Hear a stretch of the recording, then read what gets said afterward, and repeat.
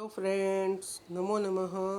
નવમા પાઠનો આજે બીજો ભાગ ભણીશું. અડધો પાઠ ભણ્યા હતા, બીજા ભાગની અંદર અડધો પાઠ ચક્ષુષ્માન અંધ ઈવ રિકેપ જોઈ લઈએ.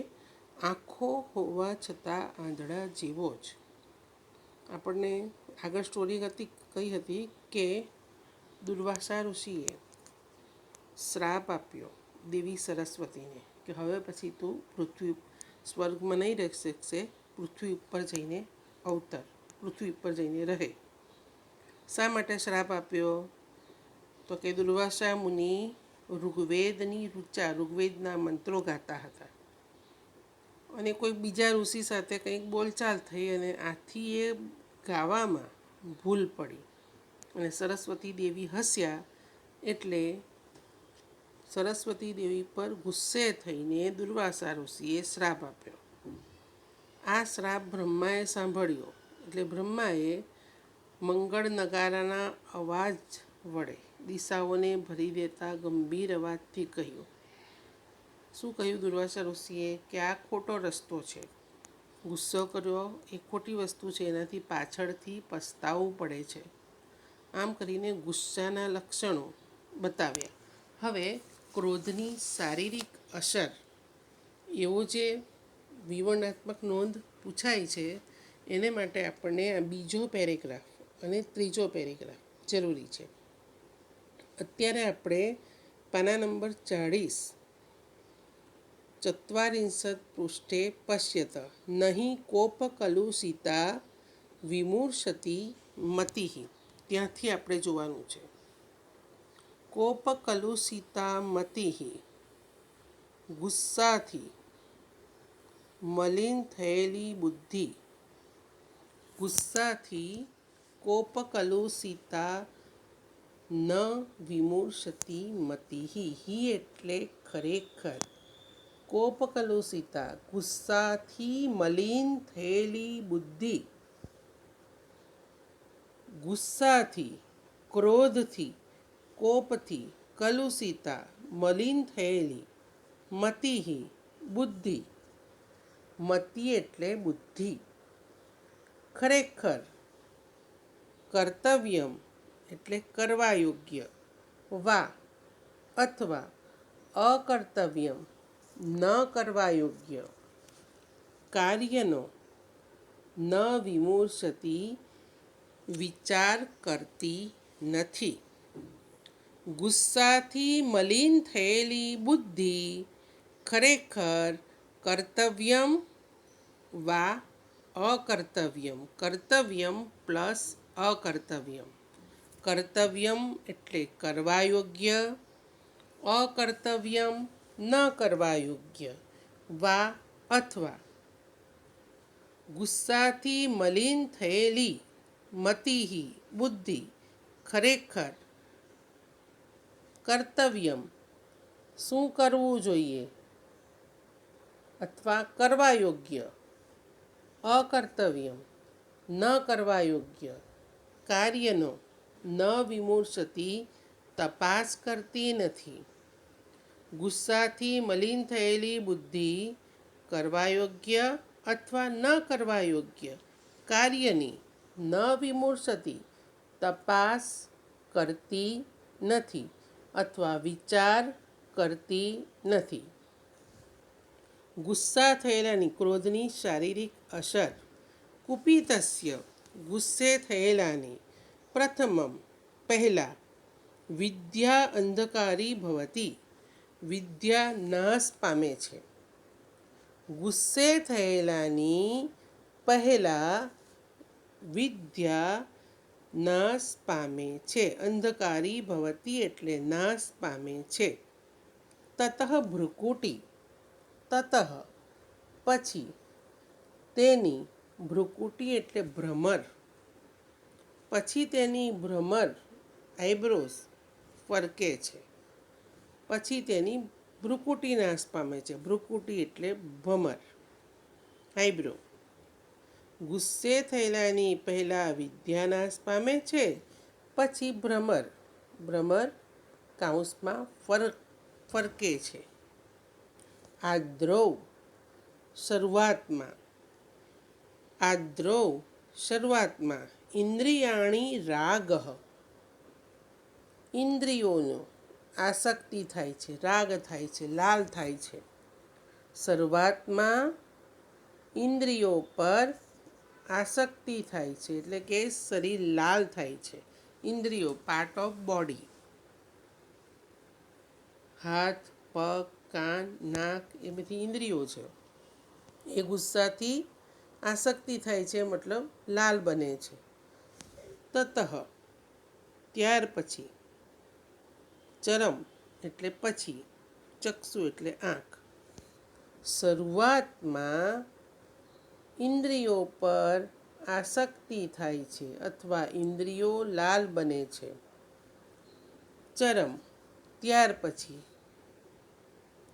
ચક્ષુ એટલે આંખ, ત્યાર પછી આંખ લાલ બને છે. આરંભે તપઃ ગલતી, શરૂઆતમાં તપ ગળી જાય છે. પશ્ચાત સમાસ્કંદ્રતી એટલે કે પછી, પહેલાં શું થાય છે? તપઃ ગલતી, જે તપ છે ગળી જાય છે, મતલબ તપનું જે ફળ મળવું જોઈએ એ મળતું નથી ગુસ્સાથી. પહેલાં તપ ગળી જાય છે અને પછી સમાસ્કંદતી મતલબ શરીર, પહેલાં ઇન્દ્રિયોની આસક્તિ, ફરીથી લઈએ છીએ. પહેલાં તપ ગળી જાય છે. પ્રથમમ આરંભે શરૂઆતમાં તપ ગળે છે અને પછી શરીર પરસેવાવાળું થાય છે. સ્વેદ એટલે પરસેવો. અને પછી શરીર પરસેવારૂપી પાણી વહે છે. પછી શરીરમાંથી પરસેવારૂપી પાણી વહે છે, મતલબ ગુસ્સે થવાથી પરસેવો થાય છે. શરૂઆતમાં તપ ગળે છે અને પછી પરસેવારૂપી પાણી વહે છે. અને પછી પરસેવારૂપી સ્વેદ સલીલમ, સલીલ એટલે પાણી, સ્વેદ એટલે પરસેવો. પૂર્વમ અયસ સ્ફુરતિ, પહેલાં અપયસ, અયસ એટલે અપયસ, મતલબ ગુસ્સે થયા. અત્યાર સુધી સોસાયટીમાં સારું નામ હતું અને ગુસ્સે થવાથી જે અપશબ્દો બોલાયા એટલે પછી લોકોને તો આપણે તો કેવા માનતા હતા કે આ માણસ તો બહુ સારો, જોને કેવું બોલે છે આજે તો. એટલે સોસાયટીમાં જે ક્રેડિટ હતી, જે નામ હતું, એ બધું ભૂસાઈ જાય. વર્ગમાં જો લડાલડી થઈ હોય તો કોઈ છોકરાની ઇમ્પ્રેશન બહુ સારી હોય, પણ જો ગુસ્સે થયો અને ગમે તેમ બોલ્યો તો એની ઇમ્પ્રેશન અત્યાર સુધીની ધોવાઈ જાય છે. એટલે પહેલાં અપયસ, અપયસ એટલે કીર્તિ જતી રહી છે. અને પછી નીચલો હોઠ, અનંતરમ પછી, અધરહ એટલે નીચલો હોઠ, ઓષ્ઠ એટલે ઉપલો હોઠ અને અધર એટલે નીચલો હોઠ, મતલબ લોઅર લિપ્સ. અપર લિપ્સ અને લોઅર લિપ્સ. લોઅર લિપ્સ એટલે નીચલો હોઠ.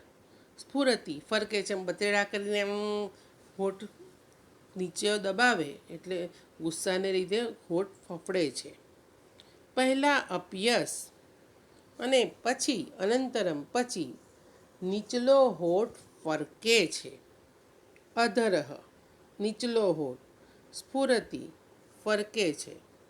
આગળનો પેરેગ્રાફ.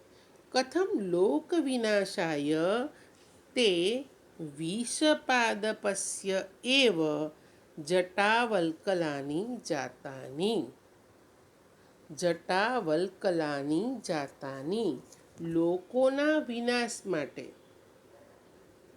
લોકોના લોક વિનાશાય ચતુર્થી વિભક્તિ, લોકોના વિનાશ માટે, લોકોના વિનાશ માટે, તે એટલે તમારા, જટાવલ્કલાની, જટા અને વલ્કલ, વલ્કલ મતલબ ઝાડના વસ્ત્રો, વલ્કલ ઝાડના વસ્ત્રો.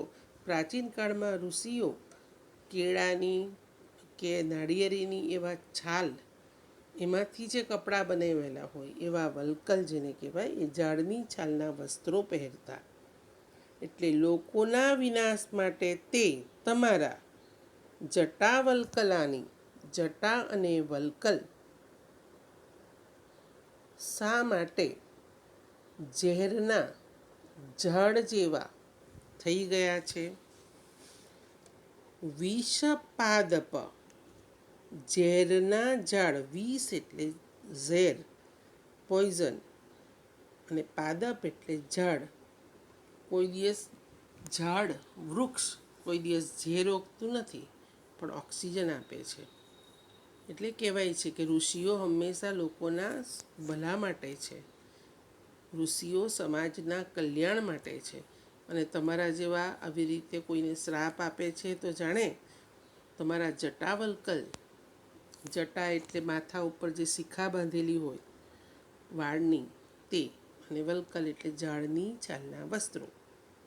લોકોના વિનાશ માટે તમારા જટા અને વલ્કલ કેમ ઝેરના ઝાડ ઈવ જેવા, વિષપાદપસ્ય ઈવ ઝેરના ઝાડ જેવા બન્યા છે?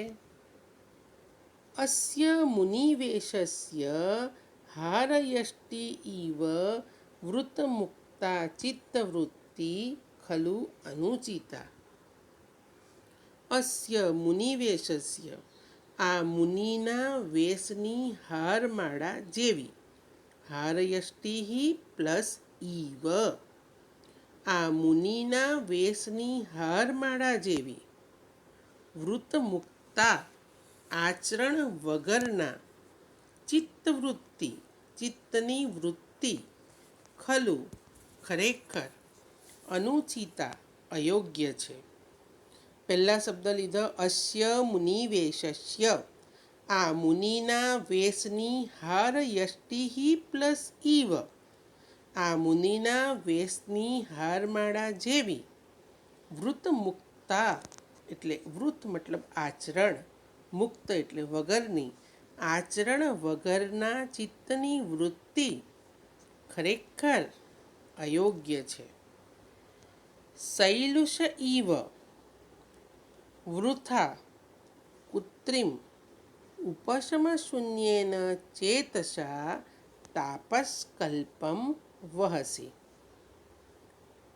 ઉપશમશૂન્યેન એટલે શાંતિ વિહોણા, ચેતસા મન વડે, શાંતિ વિહોણા મન વડે, શૈલુષ ઈવ, શૈલુષ એટલે નટ, નટ મતલબ હીરો, જે નાટકમાં અભિનય કરે, પિક્ચરમાં અભિનય કરે એ હીરો, નટની જેમ શાંતિ વિહોણા મન વડે નટની જેમ, કૃત્રિમ બનાવટી, તાપસ્કલ્પમ તપસ્વીના વેશનું, વૃથા વહસી ફોગટ વહન કરો છો. ફાલતુ હું કામ તમે તપસ્વી જેવું પોતે કપડાં તપસ્વીના પહેરીને એમ નાટક કરો છો? જાણે કોઈ નાટકનો કલાકાર હોય એ ઘડીકમાં તપસ્વીને, ઘડીકમાં પોલીસને, ઘડીકમાં સારો માણસને, ઘડીકમાં ગુંડો, એને જેવો અભિનય કરવાનો હોય એવા પ્રકારનો અભિનય હીરોએ કરવાનો હોય, સારા માણસનો, ખરાબ માણસનો. તો જે રીતે બનાવટી છે એ અભિનય છે.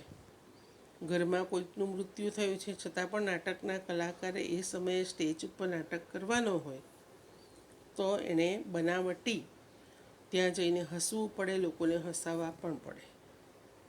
એટલે જેઠાલાલને ગમે તેટલી તકલીફ હોય છતાં એનો હસાવવાનો છે રોલ, તો એણે લોકોને હસાવવા જ પડે. એટલે એ બનાવટી છે, કૃત્રિમ છે, આર્ટિફિશિયલ વ્યવહાર છે. અંદરથી એના મનમાં દુઃખ હોય કે આનંદ હોય, પણ બહારથી એણે જે અભિનય કરવાનો છે એ કરવું પડે. શાંતિ વિહોણા મનથી,